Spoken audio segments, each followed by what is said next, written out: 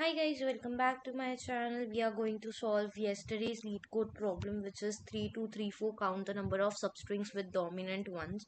So let us break down the problem. It's a medium level problem where we are going to write the code, get to understand the question, and also the examples that are given for our reference. So let us go through it. So the problem given gives us the a binary string which is s, and meaning it only contains zeros and one, and our goal is to count how many, like it is going to return the number of string with the dominant one. So after that, a substring is considered dominant when it is considered dominant. That is also given to us.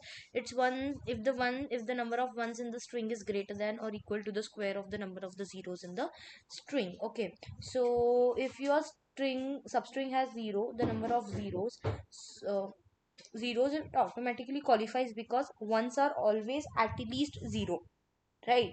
So if it has 1 0, then it need at least 1 square equals to 1 1, and if it has 2 0, it needs at least 2 to the power 2, which is 4 zeros, right?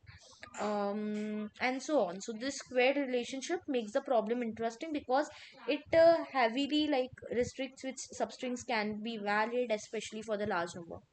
Now let us go to the first example to see how this works. There is a string given to us which is 0 0 0 1 1, and we look for substring whose ones are at least the square of their zeros, right? So substring like 1 1 and 11 clearly qualifies because they contain only ones. The substring here, as we are given, the substring, as we can say, 0 1 has 1 1 if we are taking, and 1 1, so it also qualifies because 1 is always greater than equals to 1 square. So similarly, 0 0 1 if we are taking, sorry, 0 1 1 if we are taking, here as you can see it is 1, um, consist of 0 and 2 ones. So 2 is always greater than equals to 1. Hold as well, right? So when we list them all out, we get a total of 5 substrings, right? With dominant one. So in the second example, if we are seeing, we are given a string which is 1 0 1 1 0 1, right? So here again, if we look at the first part, I is given as 1, j is given as 1. Uh, if you guys can see it in like, this problem highlights the invalid ones, right? If you can see that, so invalid ones are always highlighted. There are 5 such substrings given to us, which fails the rule since the total possible substring are 21. As you can see here, the remaining 16 automatically satisfy the dominant ones, right? So I will first write out the code and then I'll let you guys know how it works. So basically in the code, I'll explain it year by only while writing the code. First we are given the, like we have already written a class with public int, which is number of substrings, which is string s, which is already given to us. Now let us dive much more inside it. So int answer will be an object where we are going to store our value. So initially it is we are going to store our answer or the values we are going to get, and initially it is going to be 0, right?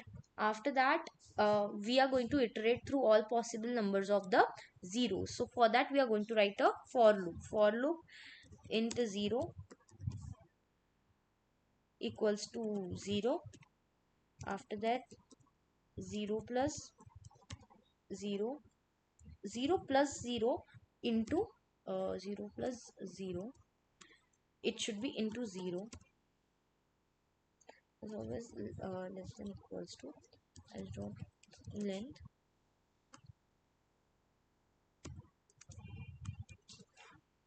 and 0. In that we are going to write in last invalid positive is equals to -1. After that, int array count equals to new int in array 2, and then again a for loop which is going to be int l equals to 0, comma r is equals to 0, should be comma r equals to 0, semicolon, r is less than s dot length, semicolon, and plus plus r.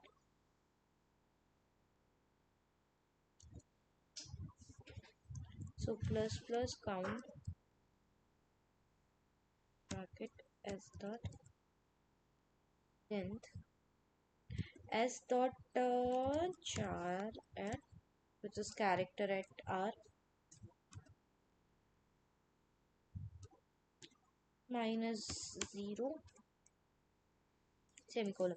Now we are going to we are going to try to shrink the windows to maintain the minimum length of the valid substring, right? Again we are going to write a for loop here.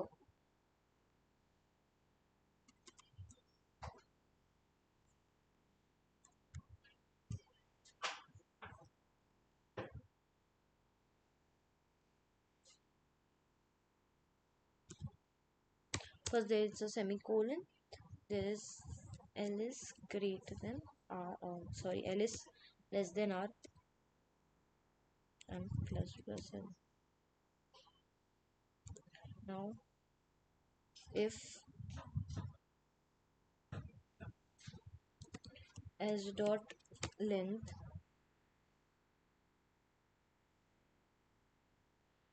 if s dot character at, not length, l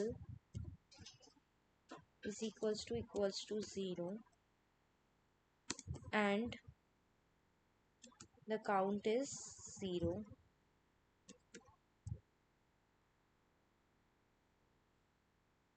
which is greater than 0, so then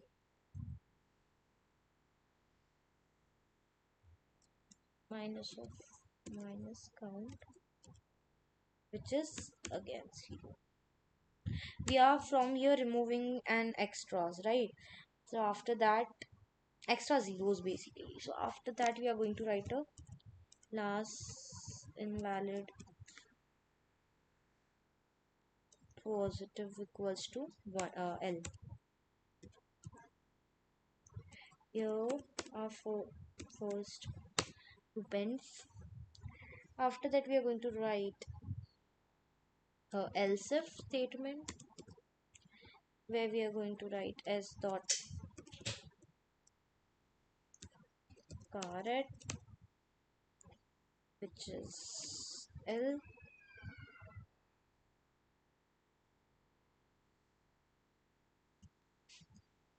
which is again equals to 1, and count of 1 minus 1 greater than equals to 0 into 0.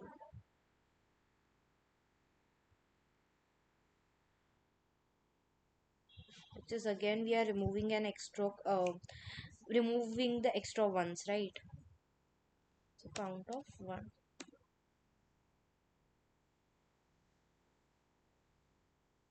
Now we are going to write a else, and we are going to break the loop. Can't remove more characters, which shows. After that again a if,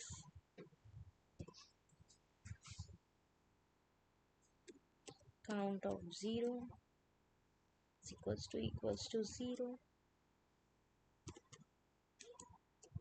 and count of 1 is greater than equals to 0 into 0. After that we are going to add valid substring ending in s of r to the answer. They are as of last invalid post plus 1 and r, and last invalid positive plus 2 r. and it is going to be till L R. Okay, so now it is how we have to write it is S plus equals to L minus last invalid positive, and then again now we are going to return our answer. So for returning our answer after our braces, we are going to return answer. So this way our code is done. I hope I've explained the code perfectly here.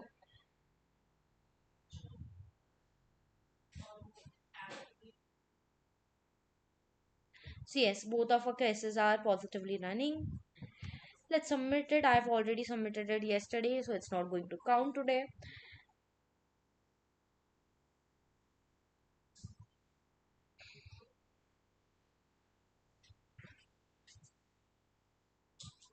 So yep, this is taking the answer.